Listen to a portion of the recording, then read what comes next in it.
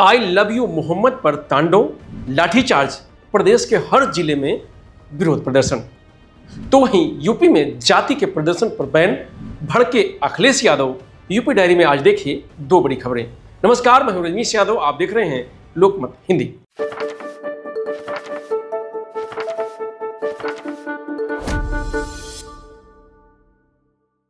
I love you Mohammad के poster से UP में बवाल मचा हुआ है। हर जिले में विरोध प्रदर्शन हो रहा है।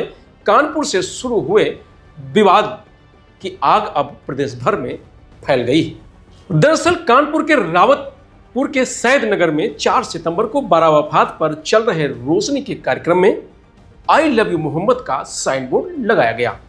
5 सितंबर को इलाके में रहने वाले हिंदू संगठन के लोगों ने इसका विरोध किया। उनका कहना था कि आई लव मोहम्मद का साइन बोर्ड पहले कभी भी नहीं लगाया गया है। यह नई परंपरा है, इसे बंद होना चाहिए। इसको लेकर हिंदू मुस्लिम समुदाय के सैकड़ों लोग आमने सामने आ गए। इसके बाद पोस्टर और बैनर फाड़ दिए गए। दोनों पक्षों के बीच नारेबाजी हुई। पुलिस ने 2 घंटे की मशक्कत के बाद हालात को संभाला। 10 सितंबर को रावतपुर थाने में तैनात दरोगा पंकज शर्मा की तहरीर पर 12 नामजद समेत 25 लोगों के खिलाफ रिपोर्ट दर्ज की गई। एफआईआर दर्ज होने की खबर तेजी से फैल गई। इसके बाद इस पर सियासत तेज हो गई। मामले के 10 दिन बाद एआईएमआईएम चीफ असदुद्दीन ओवैसी ने एक्स पर लिखा कि आई लव यू मोहम्मद लिखना जुर्म नहीं है, अगर है तो इसकी हर सजा मंजूर है। ओवैसी की इस पोस्ट के बाद यूपी के अलग अलग शहरों में मुस्लिमों ने प्रदर्शन किया। ओवैसी के प्रभाव वाले मुरादाबाद के कुंदरकी कस्बे में मुस्लिम युवा हाथों में आई लव यू मोहम्मद के स्लोगन लेकर सड़कों पर उतर आए, जुलूस निकालकर प्रदर्शन किया। बरेली में आई लव मोहम्मद के पोस्टर लगे। लखनऊ में विधानसभा के सामने सपा महिला नेता ने गिरफ्तारी दी। आगरा, भदोही समेत यूपी के 30 शहरों में लोग सड़क पर उतरे। सबकी यही मांग है कि कानपुर में जिन लोगों के खिलाफ एफआईआर दर्ज हुई है उसे वापस लिया जाए। मुरादाबाद के कुंदरकी कस्बे में मुस्लिम युवकों ने कानपुर में हुई कार्रवाई के विरोध में प्रदर्शन किया। प्रदर्शनकारी हाथों में आई लव यू मोहम्मद लिखे स्लोगन और बैनर लेकर मुख्य सड़कों पर उतरे। तो वहीं रसीक अनवर ने कहा कि हजरत मोहम्मद पूरी दुनिया के लिए रहमत थे। उन्होंने समाज से कई कुरीतियां खत्म की हैं। बच्चियों को जिंदा दफनाने की प्रथा को समाप्त किया है। महिलाओं को सम्मान दिलाया है। इंसानियत और भाईचारे का संदेश दिया है। अनवर के मुताबिक नबी करीम का सम्मान सभी धर्मों के लोग करते हैं। दुनिया के कई विचारकों और इतिहासकारों ने उन्हें महान व्यक्तियों में शामिल किया है।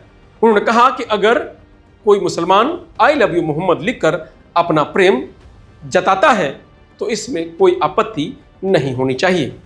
समाज सेवी ने इस मुकदमे को अभिव्यक्ति की स्वतंत्रता का उल्लंघन बताया है। उन्होंने सवाल किया है कि क्या मुसलमानों को अपने धर्म गुरु से प्रेम जताने का अधिकार नहीं है।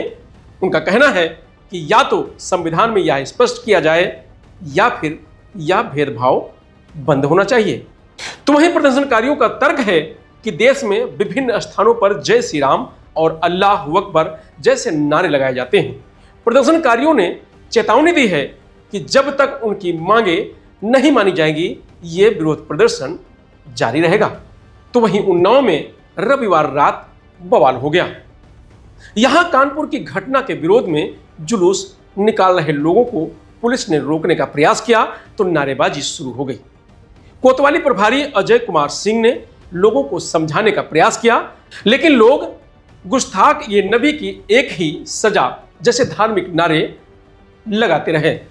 प्रदर्शनकारियों ने पुलिस के साथ धक्का मुक्की की, फिर पथराव कर दिया। गंगा घाट कोतवाली के प्रभारी इंस्पेक्टर अजय कुमार सिंह की वर्दी के स्टार भी नोच लिए। हालात पर काबू पाने के लिए पुलिस को लाठीचार्ज करना पड़ा। इससे मौके पर भगदड़ मच गई। बवाल की सूचना पर गंगा घाट, सदर कोतवाली, अचलगंज कोतवाली से फोर्स मंगवाई गई। साथ ही दंगा नियंत्रण वाहन और पीएससी के जवान भी तैनात किए गए। बीघापुर के सीओ मधुपनाथ मिश्र और सीओ सफीपुर सोनम सिंह ने भी मौके पर जाकर जायजा लिया। पुलिस ने कार्रवाई करते हुए घटना में शामिल 6 को हिरासत में ले लिया है। जुलूस बिना परमिशन निकाला गया था। क्षेत्र में तनाव को देखते हुए पुलिस बल तैनात किया गया है। अचलगंज, गंगा घाट समेत अन्य संवेदनशील इलाकों में गश्त बढ़ा दी गई है। पुलिस ने लोगों से अपील की है कि वे अफवाहों पर ध्यान ना दें, शांति बनाए रखें। तो वहीं गुस्साए हुए लोगों का कहना था कि क्या अब अपने पैगंबर का नाम लिखना भी गलत हो गया है। ये एफआईआर गलत हुई है, पुलिस को इसे वापस लेना चाहिए।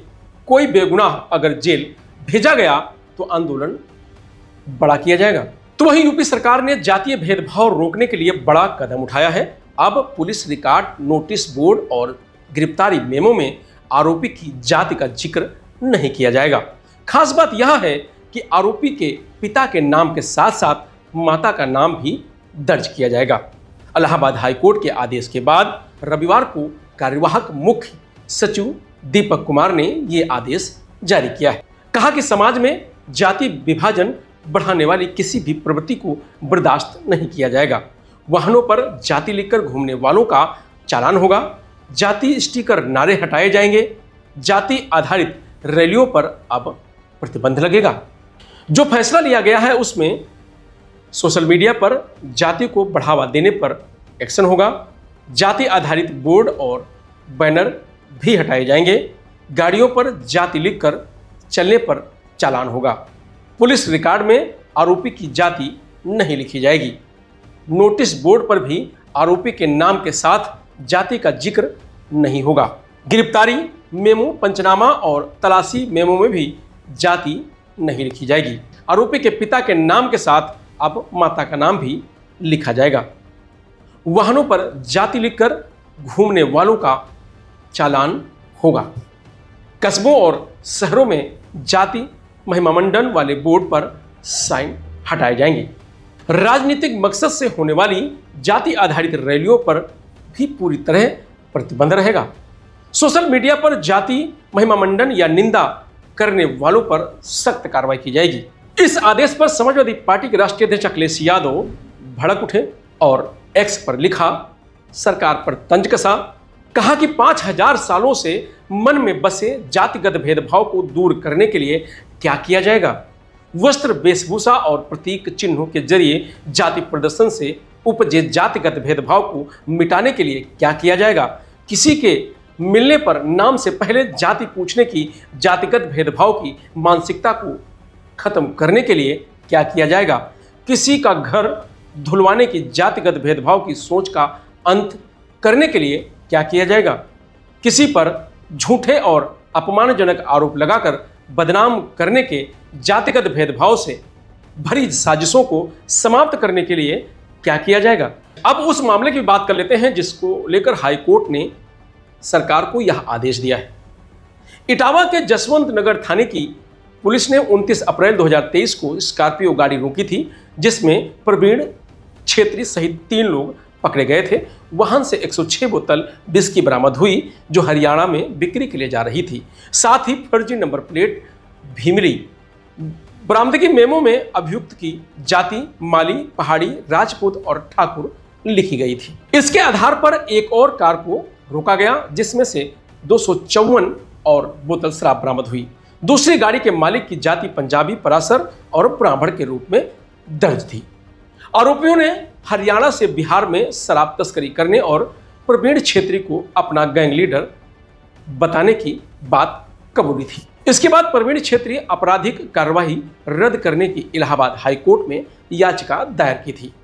16 सितंबर को सुनवाई के दौरान हाईकोर्ट ने इस मामले की एफआईआर और जब्ती मेमो में जाति लिखने पर कड़ी आपत्ति जताई थी। कहा था कि यह प्रथा कानूनी गलत है जो संवैधानिक नैतिकता को कमजोर करती है और लोकतंत्र के लिए गंभीर चुनौती है। इसके बाद हाईकोर्ट ने सरकार को आदेश दिया था कि पुलिस रिकॉर्ड और सार्वजनिक जगहों पर जाति आधारित चीजें नहीं होनी चाहिए। एफआईआर, गिरफ्तारी मेमो, बरामदगी रिपोर्ट और फाइनल रिपोर्ट में जाति का कॉलम हटाया जाए। युवाओं में जातिवाद विरोधी जागरूकता बढ़ाने के लिए इंस्टाग्राम, यूट्यूब और व्हाट्सएप जैसे प्लेटफॉर्म का इस्तेमाल करने को कहा था। इसके अलावा नागरिक शिकायत के लिए पोर्टल और मोबाइल ऐप बनाने का सुझाव भी दिया था। फिलहाल यूपी डायरी में आज इतना ही। कल फिर मिलेंगे नई खबरों के साथ। तब तक आप बने रहिए लोकमत हिंदी के साथ। नमस्कार।